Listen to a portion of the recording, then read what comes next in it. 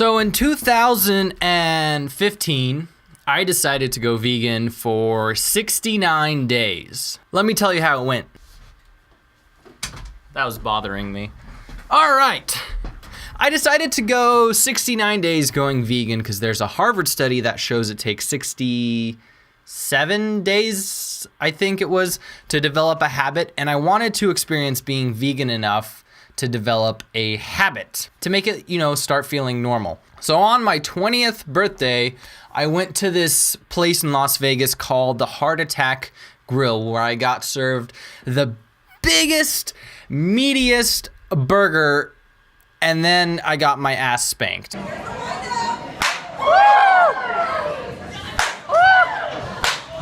my goodness!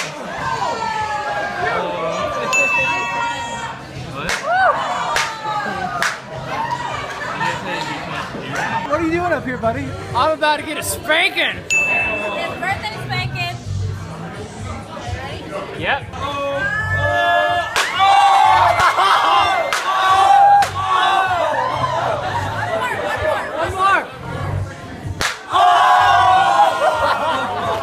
That's just part of what they do since, birthday boy, having fun.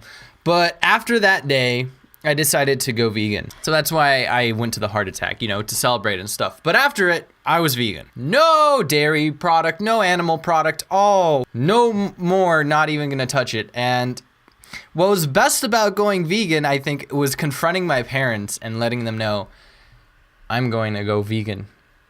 My mom was like, that's pretty cool. You should do it. That's going to be a fun experience.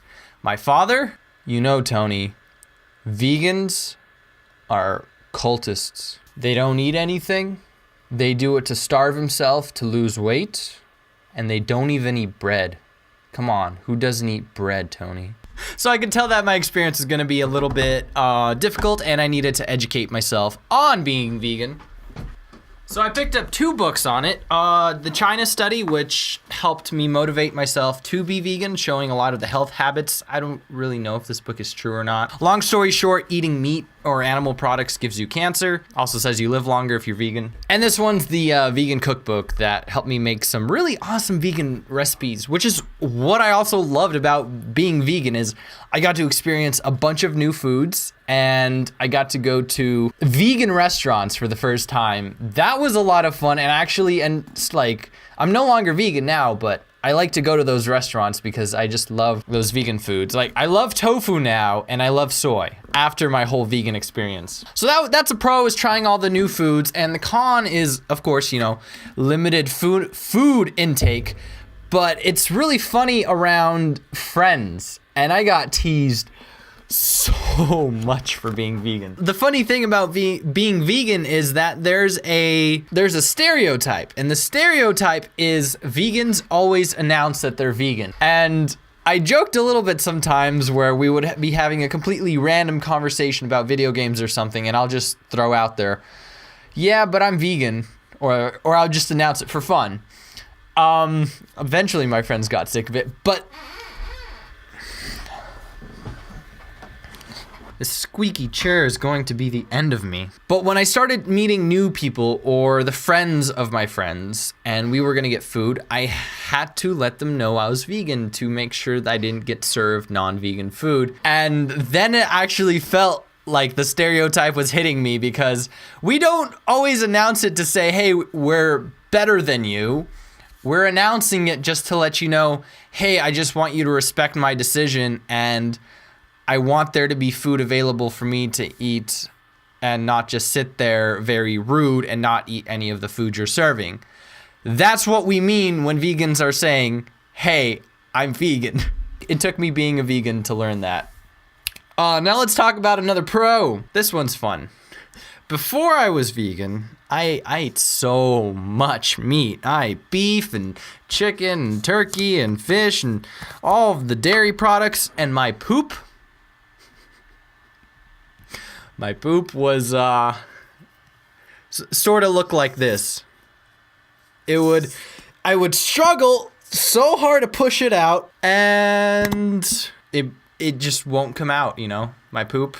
I would just dangle it around, and it would hurt too, trying to get all that stuff out. Thank you. Of course, I didn't say thank you to my butt whenever I took a poop. But after turning vegan and eating a whole bunch of like plant-based stuff, my diet really turned into less protein intake. And going to the bathroom actually ended up being more of like an experience that kind of went, oh, hey, it's gone. That's it. I went to the bathroom a lot more though as a vegan. I would have to go number 2 like 3 times a day maybe, just because things kind of flowed right out of me. Oh, I just got jelly on my notebook. But even though I went to the bathroom a lot more as a vegan, I had a lot more energy. I would wake up feeling like completely refreshed. And after meals, I did not have food bellies.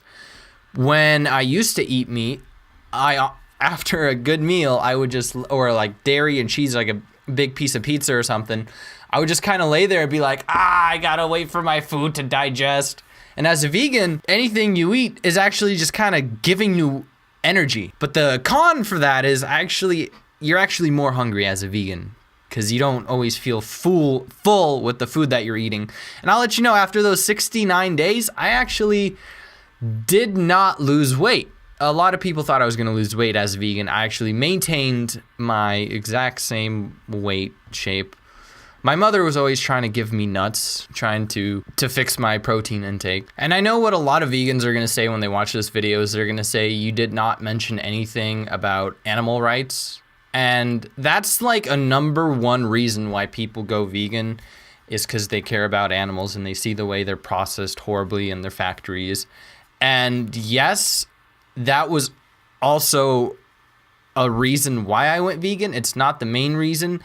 Animals are a touchy subject for me because I'm deadly allergic to fur and feathers, so I've never really experienced the love and compassion of an animal, but I do respect them. And it felt good being vegan, knowing that fewer animal lives had to be lost because I stopped eating meat. And there's so many pros for not eating meat, but at the same time, there's a dilemma where our human bodies are built specifically to where we actually do eat meat. We're hunter-gatherers. We're supposed to hunt and kill. That's who we are as a species. But after those 69 days were up, I celebrated with like a piece of sausage, and there was no like amazing, oh my God, it's the greatest taste in the world. And there was no, oh my God, my stomach hurts because my body's not used to eating meat again. It just kind of slipped back into my regular lifestyle.